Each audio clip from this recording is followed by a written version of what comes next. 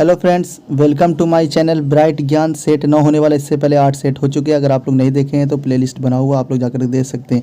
ये Bihar SSC special है। अगर आप लोग इसको देख के चलोगे तो एग्ज़ाम में जरूर देखने को मिलेगा ये क्वेश्चन। चलिए स्टार्ट करते बिना किसी देरी के।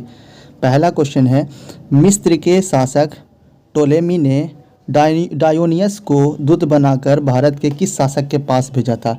मिस्र के शासक टोलेमी ने डायोनियस को किसके शासनकाल में भेजा था? तो बिंदुसार के शासनकाल में भेजा था भारत। ठीक है। मिस्र की राजधानी काहिरा। चलिए अगला क्वेश्चन देखिएगा। प्रियदर्शी किस शासक को कहा जाता है? प्रियदर्शी किस शासक को कहा जाता है? अशोक को कहा जाता है प्रियदर्शी। ठीक है। चलिए अगला क्वेश्चन देखिएगा। किस बौद्ध भिक्षु के प्रभाव से अशोक का धर्म परिवर्तन हुआ? कौन बौद्ध भिक्षु था जो अशोक का धर्म परिवर्तित करवाया था? तो उपगुप्त। कौन था? उपगुप्त। कौन था इसका? गुरु था। ठीक है, उपगुप्त। चलिए अगला क्वेश्चन देखिएगा।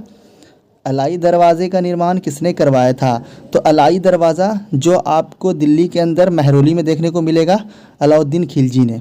ठीक है, अलाउद्दीन खिलजी ने, जहाँ कुतुब मीनार है वही है, अलाउद्दीन खिलजी ने बनाया अलाई दरवाज़ा। चलिए अगला क्वेश्चन देखिएगा।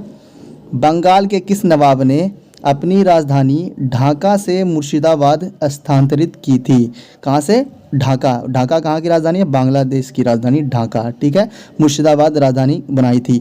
तो नवाब मुर्शिद कुली खां। नवाब मुर्शिद कुली खां बंगाल का नवाब था। ठीक है। चलिए अगला क्वेश्चन देखिएगा। प्रसिद्ध कोणार्क मंदिर, कौन सा मंदिर? कोणार्क मंदिर जो उड़ीसा के अंदर है। उड़ीसा के अंदर है, सूर्य देवता को समर्पित है। किस देवता को समर्पित है? सूर्य देवता को समर्पित है। उड़ीसा की राजधानी क्या है? भुवनेश्वर है। समझ गए। चलिए अगला क्वेश्चन देखिएगा। हड़प्पा कालीन सभ्यता मानव इतिहास के किस युग से संबंधित है? तो हड़प्पा कालीन मानव इतिहास के किस युग से संबंधित है? तो कांस्य युग। कौन सा युग? कांस्य युग, ब्रोंज।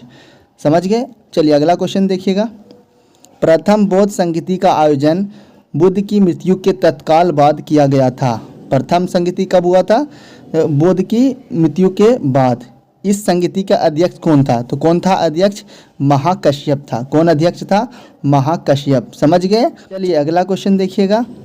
पल्लव चोल मंदिर स्थापत्य कला शैली को किस नाम से जाना जाता है? तो द्रविड़ शैली से। दक्षिण भारत में जो भी मंदिर बना हुआ वो द्रविड़ शैली में, उत्तर भारत में। ठीक है, समझ गए। अगला क्वेश्चन देखिएगा। वह कौन सुल्तान था जो स्वयं को नवाब-ए खुदाई ईश्वर का प्रतिनिधित्व कहता था? मतलब क्या कहता था वो? ईश्वर का प्रतिनिधित्व कहता था अपने आप को। तो कौन था? बलबन था। कौन था? बलबन था। समझ गए। चलिए अगला क्वेश्चन देखिएगा। रज्मनामा के नाम से किस संस्कृत ग्रंथ का अनुवाद किया गया था? कौन सा नामा? रज्मनामा। तो महाभारत को संस्कृत में अनुवाद किया गया था। ठीक है, रज्मनामा के नाम से। ठीक है। चलिए अगला क्वेश्चन देखिएगा। धौलावीरा किस राज्य में खोजा गया था? तो धौलावीरा कहाँ के अंदर है? गुजरात के अंदर है। और गुजरात की राजधानी क्या है? गांधीनगर। धौलावीरा कहाँ है? गुजरात के अंदर। समझ गए। चलिए अगला क्वेश्चन देखिएगा। मुगल साम्राज्य का प्रांतों में विभाजन सर्वप्रथम किसने किया था? मुगल साम्राज्य को प्रांतों में विभाजन किसने किया था? अकबर ने किया था। अकबर ने किया था। ठीक है। चलिए अगला क्वेश्चन देखिएगा।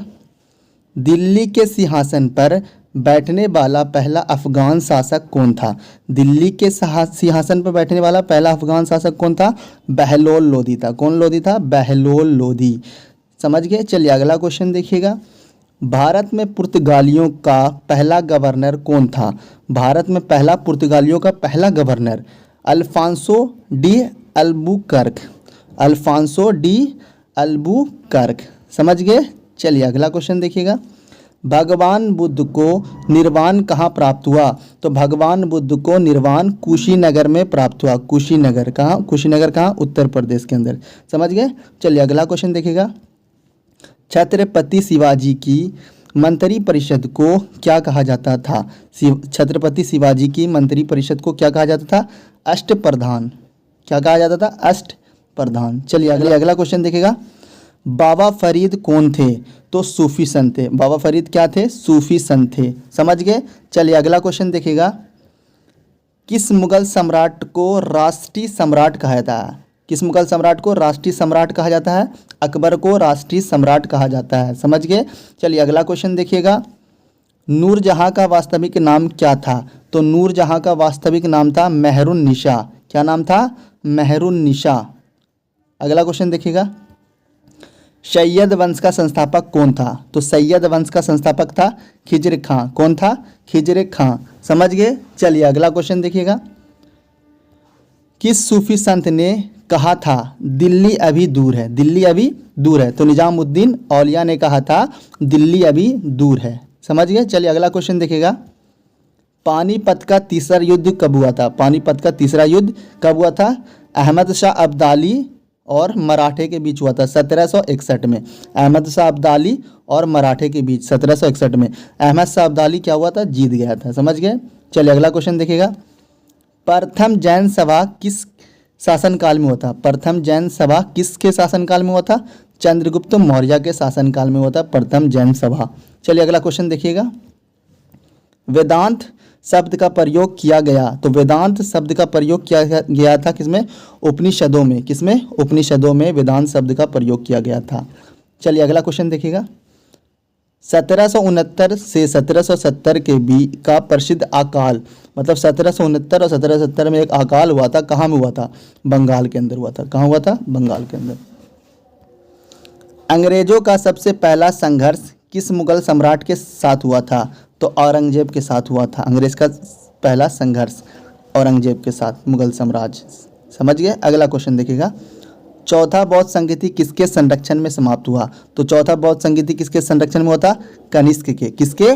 कनिष्क के। समझ गए? चलिए अगला क्वेश्चन देखिएगा। गौतम बुद्ध की माता माया देवी की मृत्यु कब हुई थी? माया देवी की मृत्यु कब हुई थी? गौतम बुद्ध की माता गौतम बुद्ध के जन्म के 7वें दिन, गौतम बुद्ध जब पैदा हुए उसके 7वें दिन उसकी माँ की मृत्यु हो गई। समझ गए? चलिए अगला क्वेश्चन देखिएगा।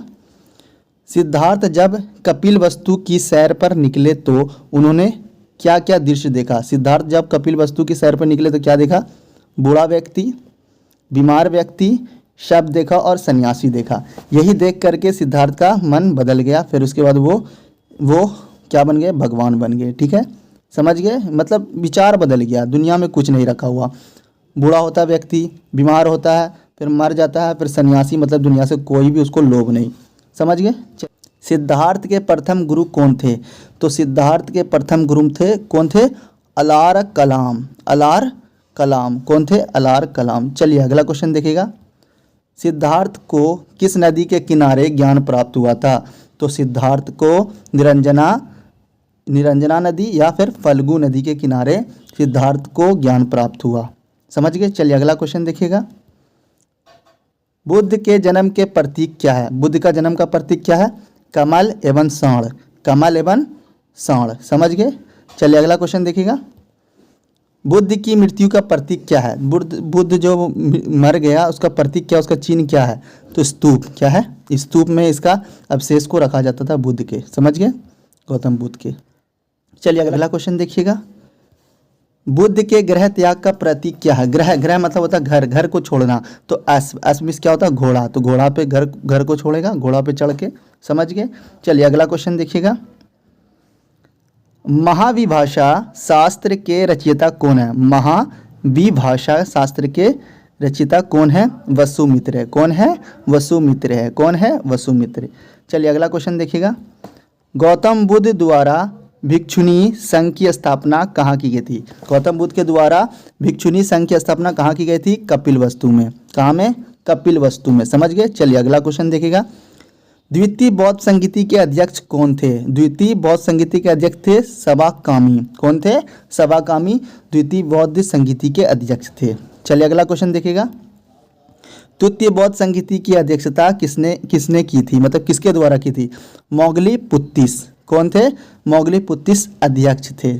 समझ गए? चलिए अगला क्वेश्चन देखिएगा। ऋग्वेद में शिव के लिए किसका उल्लेख है, मतलब शिव को क्या कहा गया? तो रुद्र देवता। ऋग्वेद में शिव को क्या कहा गया? रुद्र देवता। समझ गए? चलिए आज का लास्ट क्वेश्चन देखिएगा। लिंग पूजा का पहला स्पष्ट वर्णन कहाँ मिला? लिंग पूजा, मत्स्य पुराण में लिंग पूजा का स्पष्ट वर्णन मिला है। समझ गए। चलिए आज के लिए इतना सही रहने दीजिए वीडियो को।